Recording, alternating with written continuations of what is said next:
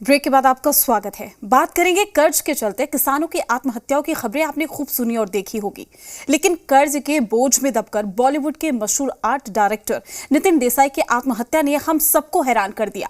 आप भी जानना चाहते होंगे कि आखिर इतने बड़े आर्ट डायरेक्टर के लिए कर्ज चुकाना इतना मुश्किल कैसे हो गया कि उन्हें आत्महत्या करना आसान लगा। हम आपको बताएंगे कि आत्महत्या करने से पहले नितिन देसाई किस तरह रोज मर मर कर जी रहे थे, कैसे उन्हें कर्ज देने वाली फाइनेंस कंपनी एडलवाइसेस के अधिकारियों ने उन्हें आत्महत्या करने के लिए मजबूर कर दिया। दरअसल नितिन देसाई की पत्नी नेहा देसाई ने रायगढ़ जिले के खालापुर पुलिस स्टेशन में एक एफआईआर दर्ज करवाई है। एफआईआर में आरोप लगाया गया है कि एडलवाइसेस ग्रुप के अधिकारियों ने नितिन देसाई को लोन की वसूली करने के लिए बार बार मानसिक कष्ट पहुंचाया। नेहा देसाई ने शिकायत में कहा है कि मानसिक कष्ट के चलते ही उनके पति नितिन देसाई ने आत्महत्या की है।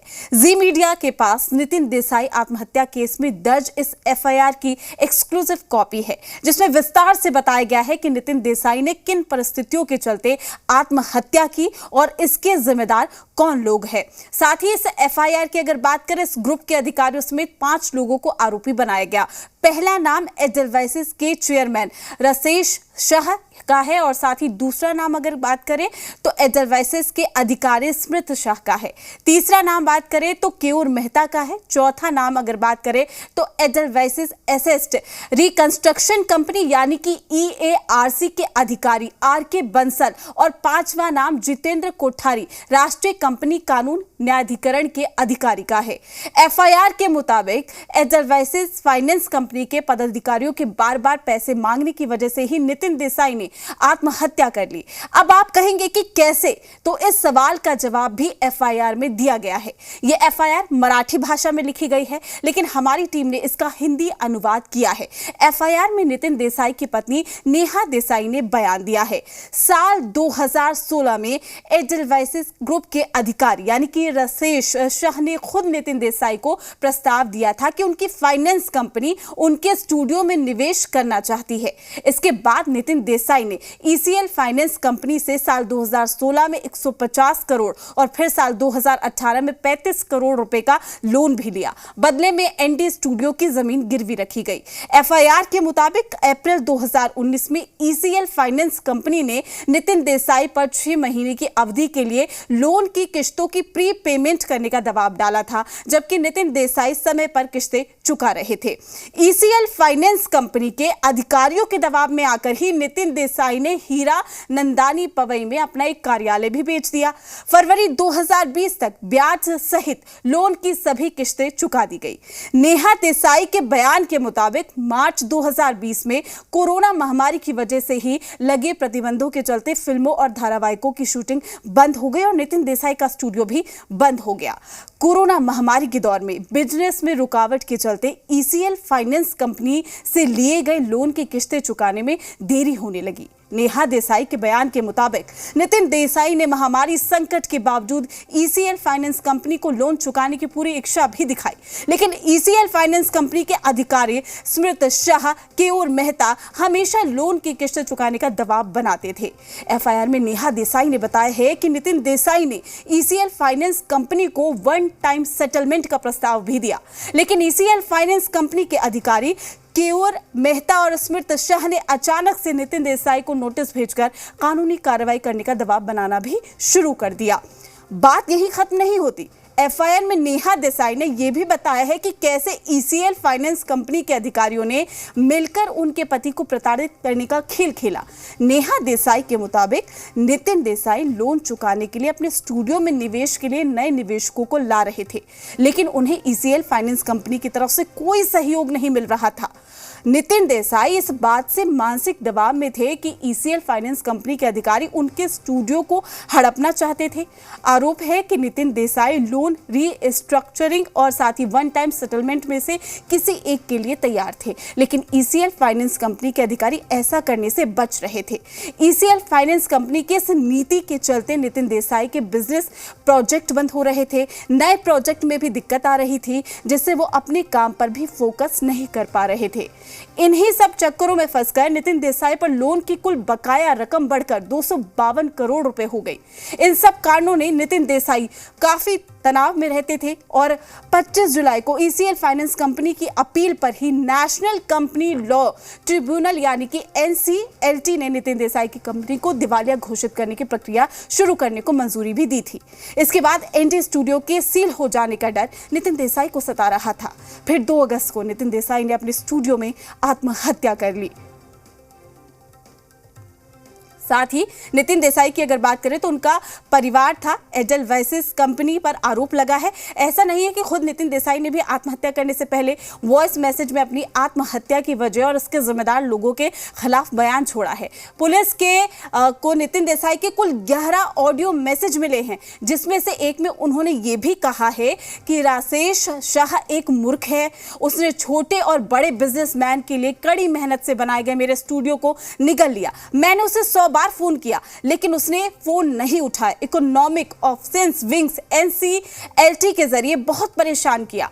मेरे पास 2 से 3 निवेशक निवेश करने के लिए तैयार थे लेकिन उनके सहयोग नहीं किया। उसने मुझ पर दोगुनी कीमत का जो बोझ है वो डाला गया, दबाव बनाया गया। मुझ पर अपने स्वार्थ को पूरा करने के लिए एक अलग तरीके से दबाव डाला जा रहा था। नितिन देसाई ने एक और ऑडियो मैसेज में कहा था कि स्मृत शाह, केयूर मेहता और आरके बंसल मेरे स्टूडियो को लूटने, मुझे बदनाम कर घेरने का काम कर रहे हैं। इन लोगों ने मुझे बदनाम कर दिया, रुपए के लिए धमकी देकर दबाव भी बनाया, मेरा सोने जैसा ऑफिस बिकवाया, साजिश कर दबाव डालकर मुझे बर्बाद किया। मेरी इच्छा ना होते हुए भी मुझे ये सब करने के लिए मजबूर कर दिया गया।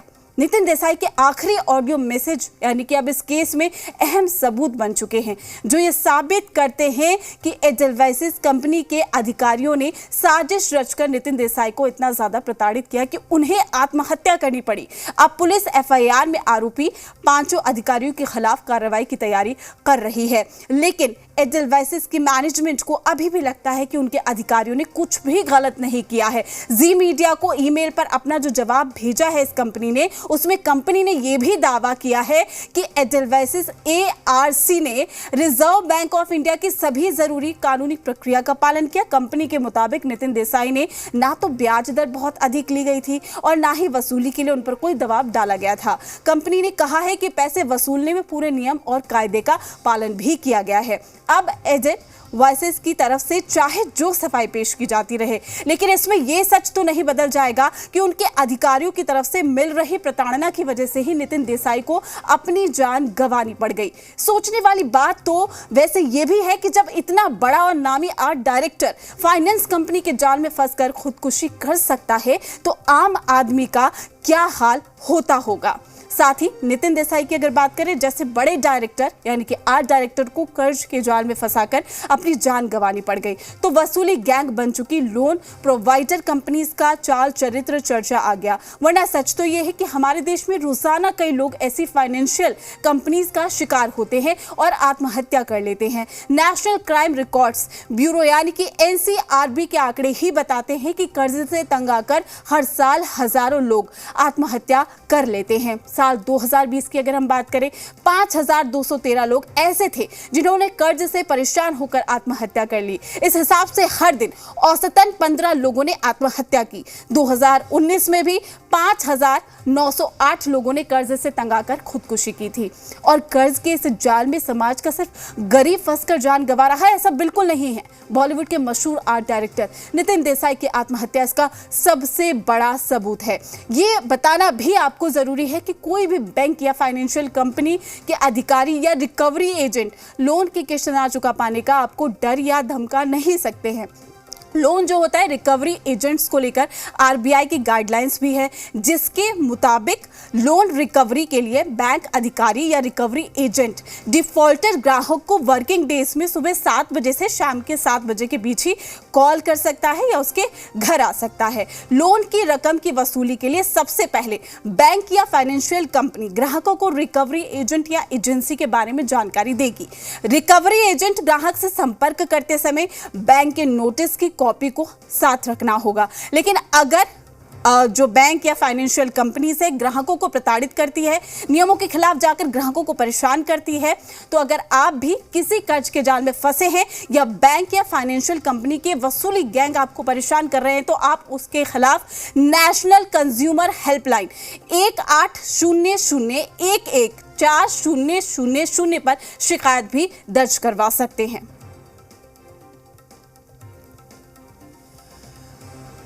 The purpose behind this statement is to put a stop or to request people to stop spreading false information